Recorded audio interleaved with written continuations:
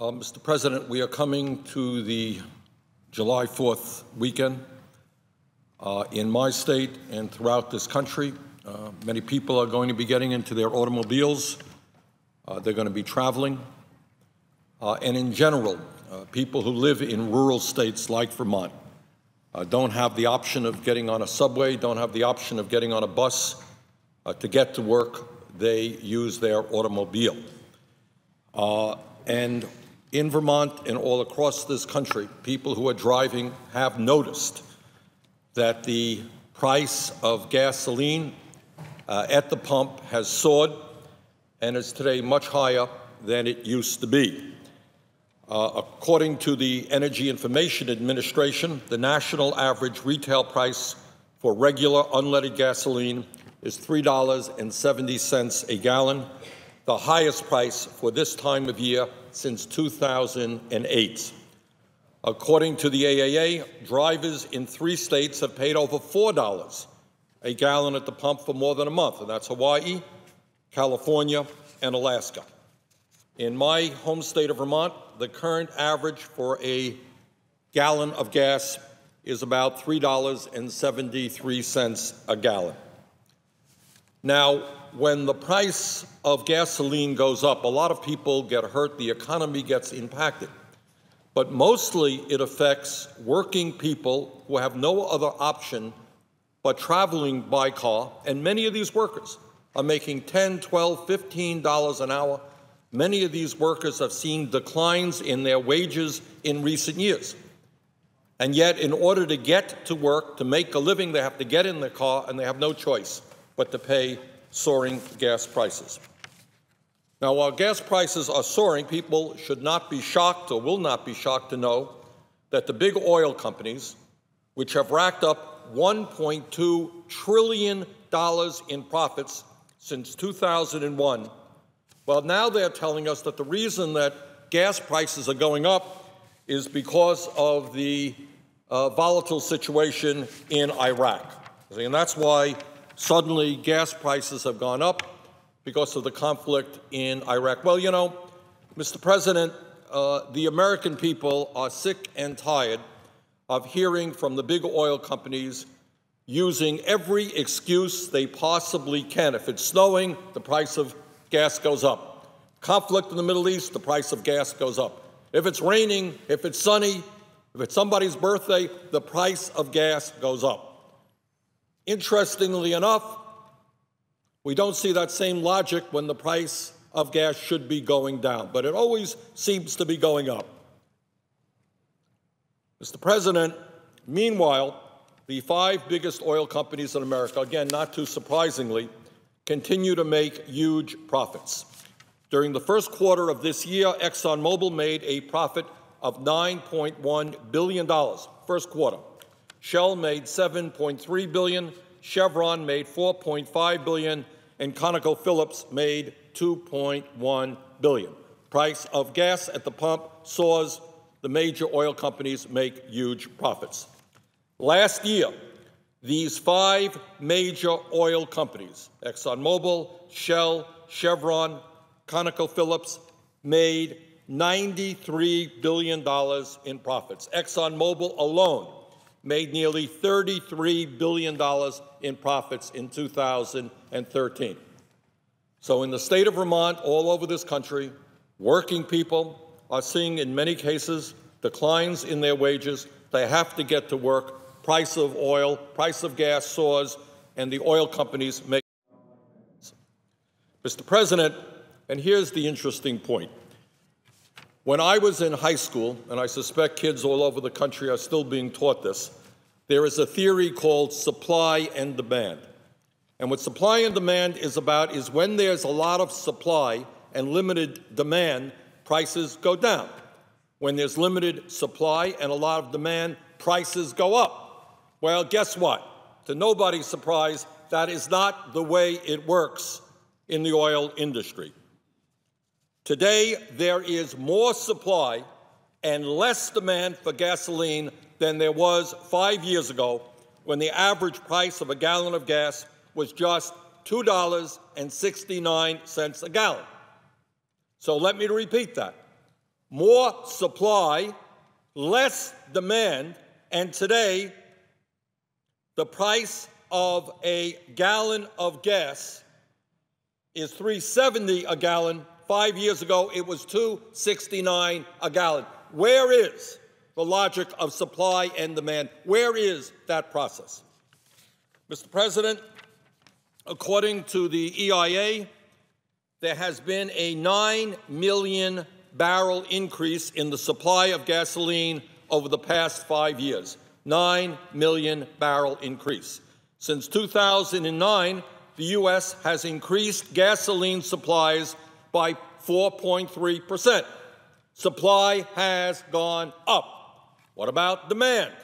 According to the EIA, the U.S. is consuming 96,000 fewer barrels of gasoline than it did in 2009, a 1% drop in demand compared to 5 years ago. If the supply and demand theory were true, gasoline prices should be a bit lower than they were 5 years ago, somewhere perhaps in the neighborhood of $2.69 a gallon. Instead, despite the increase in supply, despite the lowering of demand, the average price for a gallon of gas in the United States has gone up by nearly 38% over the last 5 years, from $2.69 a gallon to $3.70 a gallon. Let me repeat. Since 2009, the supply of gasoline has gone up by more than 4%. Demand for gasoline has gone down by 1%, yet prices at the pump are up by nearly 38%. So people talking about we need more oil, we need more gas, it doesn't matter. Supply up, demand down, prices of gas at the pump soaring. Mr. President, the truth of the matter is that high gasoline prices have less to do with supply and demand and more to do with Wall Street speculators driving prices up in the energy futures market. Over a decade ago, speculators only controlled about 30 to 40% of the oil futures market. Today, Wall Street speculators control about 80% of this market. Let me repeat.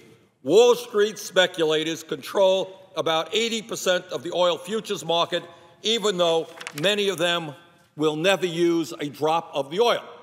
People kind of think that when people own oil on the oil futures market, they actually own it because they're going to use it. Maybe it's the airline industry. Maybe it's the trucking industry. Maybe it's oil fuel dealers. Wrong. The oil futures market is controlled by speculators who never use the end product, whose only goal in life is to drive prices up to make a huge profit, and that is exactly what they do. Mr. President, we as the elected officials of this country, who are presumably representing working families around America, have a responsibility to do everything that we can to make sure that the price of gasoline at the pump is based on the fundamentals of supply and demand and not Wall Street greed. And that is why I am introducing legislation today to require the Commodities Futures Trading Commission to use all of its authority, including its emergency powers, to eliminate excessive oil speculation. This bill is being co-sponsored by Senators Levin, Nelson, Blumenthal, McCaskill, Franken, Brown, Cardin, Baldwin, Whitehouse, Markey, Klobuchar, Shaheen, Merkley, and Hirono. Congresswoman Rosa DeLauro is introducing the companion bill in the House, and I thank all of these members for their support.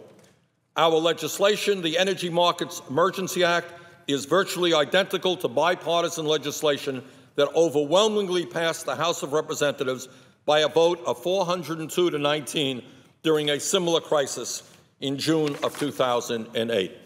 Specifically, our bill directs the CFTC to do the following within 14 days of enactment. 1, immediately curb the role of excessive speculation in any contract market within the jurisdiction and control of the Commodity Futures Trading Commission on or through which energy futures or swaps are traded.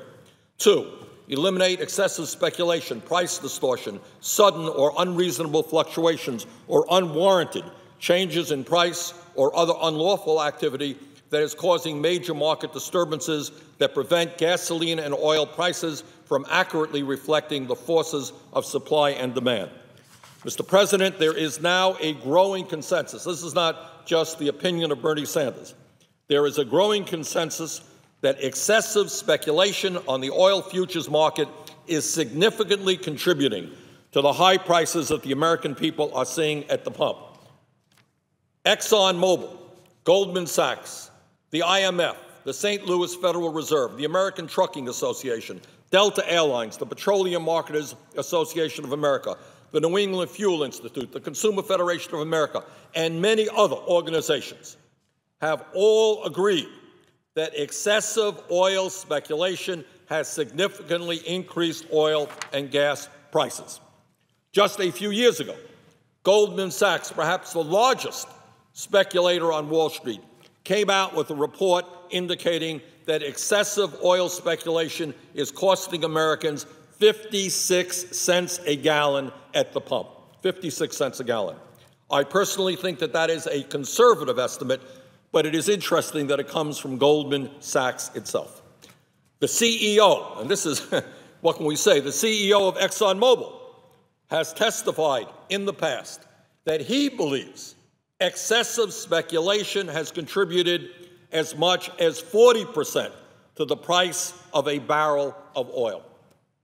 So what you're hearing is some of the Wall Street people in a moment, a rare moment of honesty, acknowledging the impact of speculation. You're hearing the head of the largest oil company in America acknowledging the impact of speculation on gas prices. I think we don't need a whole lot of evidence to suggest that this is a serious problem. Mr. President, 3 years ago, my office obtained confidential information about how much Wall Street speculators were trading in the oil futures market on just one day, and that day was June 30th, 2008, when the price of oil was over $140 a barrel and gas prices were over $4 a gallon. Here's what some of the biggest oil speculators were doing back then on just one day of trading. June 30th, 2008. This goes on every day, one day. Goldman Sachs bought and sold over 863 million barrels of oil. Morgan Stanley bought and sold over 632 million barrels of oil. Bank of America bought and sold over 112 million barrels of oil. Lehman Brothers, obviously now bankrupt, bought and sold over 300 million barrels of oil. Merrill Lynch, bought by Bank of America, bought and sold over 240 million barrels of oil. Mr. President, the only reason that these firms were betting on the price of oil was to speculate and to make money. Goldman Sachs, Bank of America, they do not use oil. Their only function in this process is speculation, driving up prices, and making huge profits.